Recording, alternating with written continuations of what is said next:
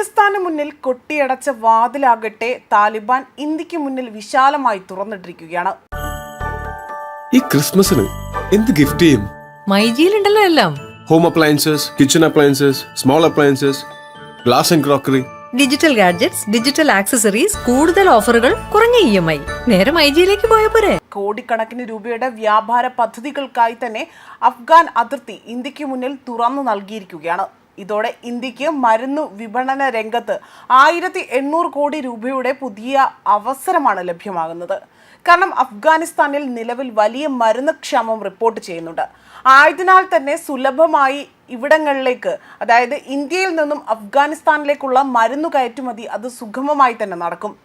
അഫ്ഗാനിസ്ഥാന് മുന്നിൽ അതിർത്തി അടച്ച പാകിസ്ഥാൻ ഫലത്തിൽ ഇന്ത്യക്ക് തുറന്നു നൽകിയിരിക്കുന്നത് ശതകോടികളുടെ വരുമാനം അത് വരാനുള്ള പുതിയൊരു മാർക്കറ്റ് സംവിധാനമാണ്. 4 ഭാഗങ്ങളും കരബന്ധിതമായ രാജ്യമാണ് അഫ്ഗാനിസ്ഥാൻ. പാകിസ്ഥാനിലെ തുറമുഖങ്ങളിൽ എത്തിക്കുന്ന ഉൽപ്പന്നങ്ങൾ അത് തോർക്കാം, ചമാർ അതിർത്തികളിലൂടെ തന്നെയാണ് അഫ്ഗാനിലേക്ക് കടന്നു വരുന്നത്. കഴിഞ്ഞ വർഷമുണ്ടായ സംഘർഷത്തെ തുടർന്നാകട്ടെ പാകിസ്ഥാൻ ഈ 2 അതിർത്തികളും അടച്ചു. ഇതോടുകൂടി തന്നെ അഫ്ഗാൻ ഇന്ത്യയെ സമീപിക്കുകയാണ് ഉണ്ടായത്. പിന്നീട് ഫലത്തിൽ ഇത്രയധികം വരുന്ന കോടികളുടെ വരുമാനത്തിനാണ് അല്ലെങ്കിൽ വ്യാപാരത്തിനാണ് ഇപ്പോൾ വഴി തുറക്കുന്നത്. പാക് അഫ്ഗാൻ അതിർത്തിയാകട്ടെ കഴിഞ്ഞ ഒക്ടോബർ മുതൽ പാകിസ്ഥാൻ അടച്ചിട്ടിരിക്കുകയാണ്. സംഘർഷത്തിനിടയിലും ഇത് തുറന്നു നൽകണമെന്ന അഭ്യർത്ഥന അഫ്ഗാൻ ഭരിക്കുന്ന താലിബാൻ മുന്നോട്ട് വച്ചിരുന്നു. എന്നാൽ പാകിസ്ഥാൻ അതിന് വഴങ്ങിയില്ല. എന്നതിനാൽ തന്നെ പാകിസ്ഥാനുമായി വ്യാപാര ബന്ധം ഇല്ല എന്ന് താലിബാനും കടുത്ത നിലപാടെടുക്കുകയാണ് ഉണ്ടായത്. ഇതാകട്ടെ ഇന്ത്യക്ക് തുറന്നു നൽകിയത് കോടികളുടെ പുതിയ വിപണിയാണ്. ഇന്ത്യക്ക് മരുന്ന് വിപണന രംഗത്ത് 1800 കോടി രൂപയുടെ പുതിയ അവസരമാണ് ലഭ്യമാകുന്നത്. അഫ്ഗാനിസ്ഥാനുമായുള്ള വ്യാപാര ബന്ധം അത് തുടരുക തന്നെ ചെയ്യുമെന്നും കേന്ദ്ര സർക്കാർ വ്യക്തമാക്കിയതിന് പിന്നാലെയാണ് പുതിയ കണക്കുകൾ പുറത്തു വന്നിരിക്കുന്നത്. ഇറാൻ സംഘർഷത്തിന്റെ പശ്ചാത്തലത്തിൽ അഫ്ഗാനിസ്ഥാനുമായുള്ള വ്യാപാര ബന്ധം ഇന്ത്യ താൽക്കാലികമായി തന്നെ അവസാനിപ്പിക്കുകയാണ് ഉണ്ടായതെന്നാണ് പ്രചരണങ്ങൾ പുറത്തുവരുന്നത്.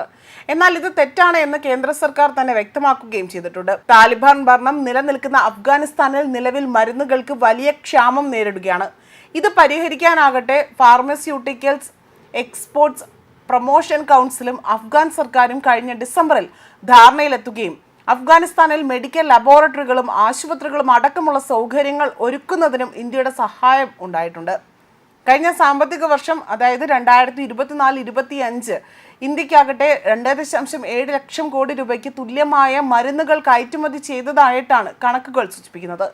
ഇതിൽ 970 കോടി രൂപയോളം അഫ്ഗാനിസ്ഥാനിലേക്ക് എത്തിയിരുന്നതായും പറയുന്നു. ഇന്ത്യയുടെ ആകെ മരുന്ന് കയറ്റുമതിയുടെ 0.5% താഴെയാണ് ഇതെങ്കിൽ പോലും 3 വർഷത്തേക്കാൾ 20% വർദ്ധിച്ചുവെന്നും കണക്കുകൾ പറയുന്നുണ്ട്. അടുത്ത വർഷങ്ങളിൽ ഇത് വർദ്ധിക്കും എന്നത് തന്നെയാണ് പ്രതീക്ഷിക്കപ്പെടുന്നത്.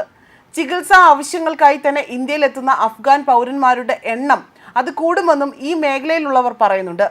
2024 48,000-ലധികം അഫ്ഗാൻ പൗരന്മാരാകട്ടെ മെഡിക്കൽ ടൂറിസത്തിനായി തന്നെ ഇന്ത്യയിൽ എത്തിയതായി തന്നെ കണക്കുകൾ സൂചിപ്പിക്കുന്നു. എന്നാൽ അഫ്ഗാനുമായുള്ള വ്യാപാര ബന്ധം അത് കൂടുതൽ സൂക്ഷിച്ച് കൈകാര്യം ചെയ്യാനാണ് ഇപ്പോൾ കേന്ദ്ര സർക്കാർ തീരുമാനമെടുത്തിരിക്കുന്നത്.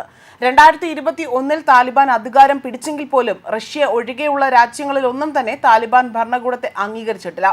ചില രാജ്യങ്ങൾ വാണിജ്യ ബന്ധം സ്ഥാപിച്ചിട്ടുണ്ടെങ്കിലും നയതന്ത്ര ബന്ധം സ്ഥാപിച്ചിട്ടില്ല. സ്ഥിരതയുള്ള ഭരണകൂടം ഇല്ലാത്തത് സാമ്പത്തിക വെല്ലുവിളിക്കും വലിയ രീതിയിൽ ഉയർത്തുന്നുണ്ട്. US അടക്കമുള്ള രാജ്യങ്ങളുടെ അംഗീകാരം ഇല്ലാതാക്കിയതിനാൽ തന്നെ പൂർണ്ണ തോതിലുള്ള ബന്ധം സ്ഥാപിക്കുന്നതിൽ നിന്ന് രാഷ്ട്രീയപരമായ വെല്ലുവിളികളും നേരിടുന്നുണ്ട്. ഈ സാഹചര്യത്തിൽ അഫ്ഗാനിസ്ഥാനിൽ നേരിട്ടുള്ള നിക്ഷേപം നടത്താനും ഇന്ത്യ തയ്യാറായേക്കില്ല എന്ന റിപ്പോർട്ടുകൾ പുറത്തു വന്നിരിക്കുകയാണ്. ന്യൂസ് ഡെസ്ക് കർമ്മ ന്യൂസ്.